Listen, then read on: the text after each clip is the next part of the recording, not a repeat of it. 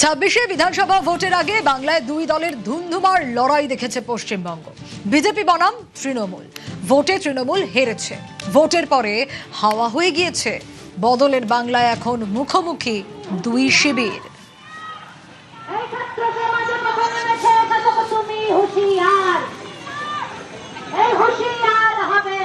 একদিকে বামেদের মিছিল, অন্যদিকে আরএসএস এর মিছিল। যে ছবি আপনাদের দেখাচ্ছি, একদিকে বামপন্থী, অন্যদিকে জাতীয়তাবাদী।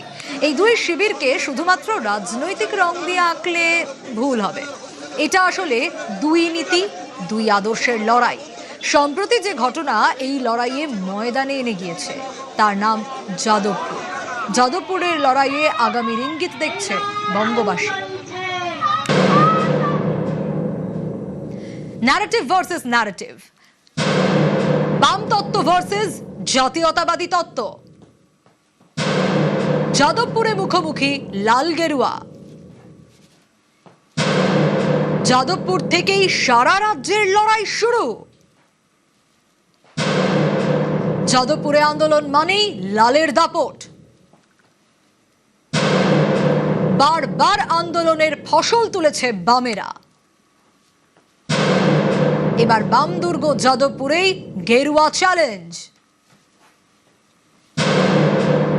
যাদবপুরে গেরুয়া মিছিল, আগামীর ইঙ্গিত।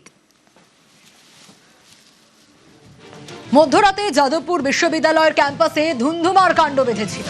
একে অপরের দিকে আঙুল তোলে বাম এবং গেরুয়া শিবির। এতদিন দেখা যেত যাদবপুর ক্যাম্পাসে কিছু হলেই পথ ঘাট লালে লাল। মিটিং, মিছিল, ভাষণ, প্রতিপক্ষ যেই হোক না কেন, দিনের শেষে ন্যারেটিভ তাদের পক্ষে। বদলের বাংলায় যাদবপুরেও বদল। একদা বাম দুর্গে দাপটের সঙ্গে মিছিল করলো গেরুয়া শিবির।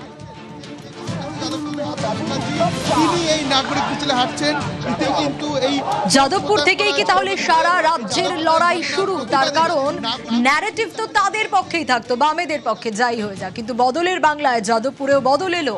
একদা বাম দুর্গে দাপটের সঙ্গে মিছিল করলো গেরুয়া শিবির।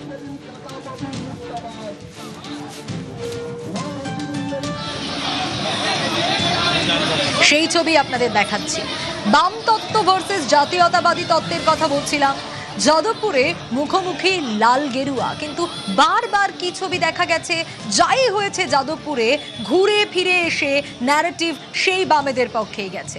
যাদবপুর ক্যাম্পাসে কিছু হলেই আমরা দেখতাম পথঘাট সবকিছু একেবারে লালে লাল। মিটিং হচ্ছে, মিছিল হচ্ছে, ভাষণ দেওয়া হচ্ছে। প্রতিপক্ষ যেই থাকুক না কেন, দিনের শেষে বামেদের পক্ষেই ন্যারেটিভ। কিন্তু বদলের বাংলায় যাদবপুরেও বদল এসেছে। হ্যাঁ, একদা বাম দুর্গ যাদবপুর, সেখানে দাপটের সঙ্গে গেরুয়া শিবির মিছিল করলো। দেখাচ্ছি সেই ছবি।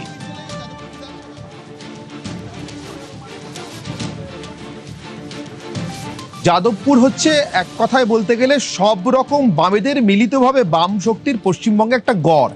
সেই যাদবপুর থেকে এই পাল্টাটা দিতে শুরু করা জিষ্ণু বসুরা, অর্থাৎ এ রাজ্যে সংঘের যারা মুখ, রাষ্ট্রীয় স্বয়ংসেবক সংঘের যারা মুখ, তারা যেটাকে কালচারাল মার্কসিজম বলছেন আজকের দিনে।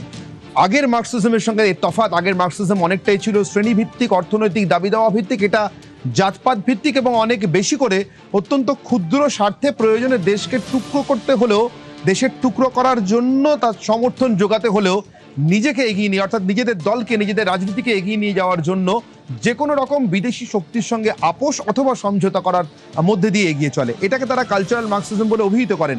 সেই কালচারাল মার্কসিজমের গড় হিসেবে তারা যাদবপুরকে দেখছেন। তাই যাদবপুর থেকেই পাল্টাটা দেওয়া শুরু করছেন। কিন্তু শুধুই কি উল্টো দিকে দাঁড়িয়ে থাকা বাম তত্ত্ব, বামপন্থীরা তাদের লক্ষ্য? না, আমরা জানি এ রাজ্যে বিজেপি ক্ষমতায় আসার ঠিক লগ্ন যেটা, অর্থাৎ 4 মে এই বছরে, চলতি বছরের 2026-এর, সেই লগ্নতেও বিজেপির যে সংগঠন বলতে আমরা এই রাজ্যে যেভাবে বুঝে থাকি রাজনৈতিক দলগুলোকে, তার সঙ্গে কিন্তু তার ভোটের ফারাক ছিল বিস্তর। অর্থাৎ বিজেপির যা সংগঠন তার সঙ্গে সাযুজ্যপূর্ণ নয়, তার থেকে অনেক বেশি ভোট বিজেপি পেয়েছে। তার একটাই কারণ, বাংলার মানুষ এক কাট্টা হয়ে, আরো নির্দিষ্ট করে বলে হিন্দুরা এক কাট্টা হয়ে বিগেস্ট কনসলিডেশন, হিন্দু কনসলিডেশন সারা ভারতে আজ পর্যন্ত বিজেপি যে কনসলিডেশন করতে পারেনি, সেইটা করে বিজেপি রাজ্যের ক্ষমতায় এসছে। ফলে বিজেপির সংগঠনের শক্তির সঙ্গে ভোটের শক্তি মেলে না। তাহলে এই গ্যাপটাই, ফারাকটা পূর্ণ করবে কে? আবারও তো নির্বাচনে লড়তে হবে, একবার নয় বারবার। নানা স্তরের নির্বাচন আছে, পুরো ভোট আছে, পঞ্চায়েত ভোট আছে, বিধানসভা আছে, এরপরে লোকসভা আছে, তার আগে পরবর্তী বিধানসভার আগে, অথবা বিধানসভা লোকসভা একসঙ্গেও হতে পারে 2029-এ। এই গ্যাপটাকে পূরণ করবার জন্য কার্যত বিজেপির জনপ্রতিনিধিদের অ্যাপ্রেন্টিসশিপও করিয়ে দিচ্ছেন আরএসএস নেতারা এই রাজ্যের। কিভাবে? শর্বরী মুখার্জির ভূমিকা আমরা জানি কতটা বিতর্কের মুখে পড়েছিল যাদবপুর কাণ্ডে। যাদবপুর কাণ্ডের পর জিষ্ণু বসুরা যখন রাস্তায় নামলেন, শর্বরীকে কার্যত পাশে নিয়ে রাস্তায় নামলেন। কেন? শর্বরীকেও শিখিয়ে দিলেন যে কিভাবে পাল্টা ন্যারেটিভ তৈরি করতে হয়। মধ্যরাতে গরম গরম ভাষণ, মিডিয়াকে দেখলে একটু তেতে গিয়ে একটু বিতর্কিত কথা বলে দেওয়া নয়, বরঞ্চ পাল্টা পথে নামা। পাল্টা কোন স্লোগান নিয়ে পথে নামতে হবে, কি কথা সামনে রাখতে হবে, কোন কথা বলে মানুষকে আকর্ষণ করতে হবে, তার যেন কার্যত একটা পাঠশালা তৈরি করে দিলেন। রাস্তায় হাঁটতে হাঁটতে শর্বরী মুখার্জিকে শেখালেন, আপনি জনপ্রতিনিধি হয়েছেন ঠিক কথাই, প্রথমবারই দাঁড়িয়ে জিতে গিয়েছেন ঠিক কথাই, কিন্তু এখনো আপনার হিন্দুত্বের ন্যারেটিভ শেখা অনেকটা বাকি আছে। কিন্তু সেটা কোথাও উচ্চকিত হলো না, প্রকাশ্য হলো না, সামনে কোনো নিন্দা হলো না। ভিতরে শর্বরী দলের ভিতর থেকে যা বার্তা পাওয়ার পেয়েছেন, যথাযথ জায়গা থেকে যথেষ্ট কড়া বার্তা পেয়েছেন দলের উচ্চস্তর থেকে, কিন্তু বাইরে তাকে কার্যতই অ্যাপ্রেন্টিসশিপটা করিয়ে দেওয়া হলো, যাতে করে শর্বরীকে দেখে বাকিরাও শিখতে পারেন কোন কায়দায় এই গড় থেকে, বামেদের গড় থেকে বাম তত্ত্বের বিরুদ্ধে লড়াইটা শুরু করতে হবে।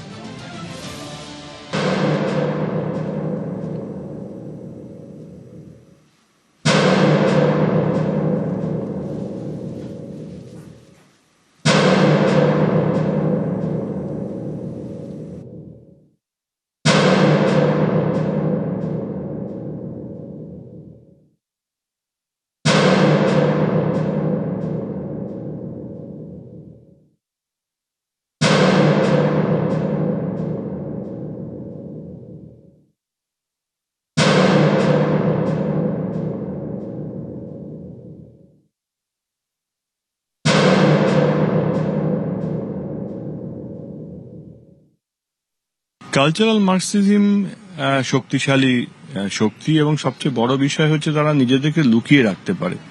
আপনি মার্কসিজমকে, অতি বামপন্থাকে, অথবা যারা সংসদীয় গণতন্ত্রের মধ্যে আছেন তাকে আপনি ধরতে পারবেন। কালচারাল মার্কসিজমকে ধরতেই অনেক সময় লাগে। কালচারাল মার্কসিজমের ম্যান্ডেটের মধ্যেই এগুলো আছে, যে দেশকে না মানা, দেশের তথাকথিতভাবে যদি দেশদ্রোহিতা বলা যায়, বা ভারতকে টুকরো টুকরো করা, এখানকার কালচারাল হেজিমনি, যেটা মানে আমরা যাকে ভারতবর্ষের ভারতীয়ত্ব, হিন্দুত্ব বলি, সেগুলোকে অস্বীকার করা। তাই একদিন বুঝতে পারবেন যে কালচারাল মার্কসিজম আপনার বাড়ির মানুষটাকে, বাড়ির বাচ্চা ছেলেটাকে বা মেয়েটাকে তার মনের মধ্যে বিষ ঢুকিয়ে দিয়েছে। কালচারাল মার্কসিজমের ক্ষেত্রে ওরা বলে যে destroy the old world, create a new world. সেই নিউ ওয়ার্ল্ডটা আমাদের যে পারিবারিক সংস্কার, আমাদের যে সভ্যতা, তার চিহ্ন থাকবে না। তাই কালচারাল মার্কসিজমকে খুব হালকাভাবে নিলে ভুল হবে, কিন্তু ভারতবর্ষ জিতবে। ভারতবর্ষকে এতদিন ধরে এত শক্তি হারাতে পারেনি, তাই আজকেও হারাতে পারবে না, ভারতবর্ষই জিতবে।